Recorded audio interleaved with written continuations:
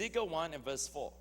Now, these were young men in whom there was no blemish, but good looking, gifted in all wisdom, possessing knowledge and quick to understand, who had ability to serve in the king's palace, and whom they might teach the language and the literature of the Chaldeans.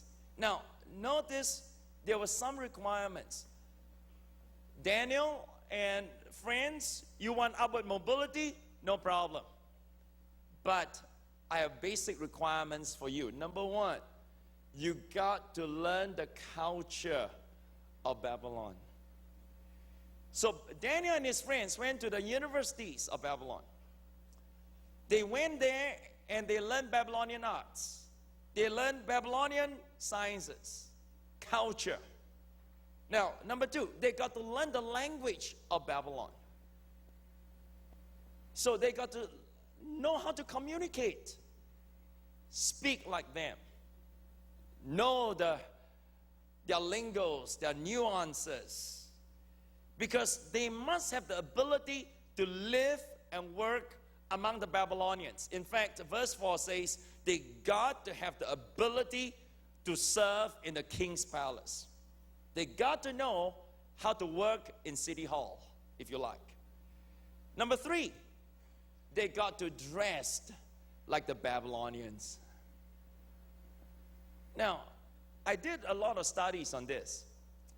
Daniel, according to historical records, wore Babylonian headgears, had Babylonian robes, Babylonian belts, Babylonian sandals. He looked 100% like a Babylonian, like an official in the palace. In order for Daniel to work there, he would have, now check this out, curl his hair and dye it orange red.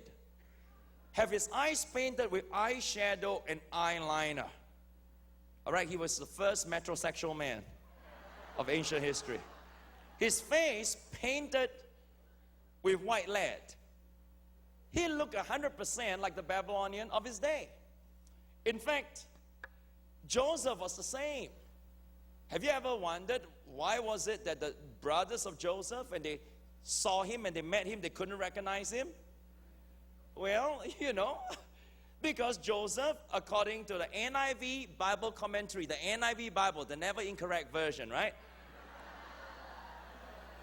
The only reason his brothers couldn't recognize him was because, this is what the NIV Bible commentary says, he was totally Egyptianized. Now, Egypt is a picture of the world. Joseph looked 100% worldly. Well, God had no problem with that, and he was a hero of faith. Now, the king went one step further. Number 4, they must change their names. So there was a name change. They got to assume the identity of the Babylonians. So Daniel was called Belteshazzar. Okay, let's look at verse 6 right now. Now, from among those of the sons of Judah were Daniel, Hananiah, Mishael, and Azariah. To them the chief of the eunuchs gave names. He gave Daniel the name Belteshazzar, to Hananiah Shadrach, to Mishael Meshach, and to Azariah Abednego. Now, Daniel was called Belteshazzar. Now, what is the meaning of the word Belteshazzar? Now, this might shock some of you, but Bel was the name of the Babylonian god, also known as Beelzebub.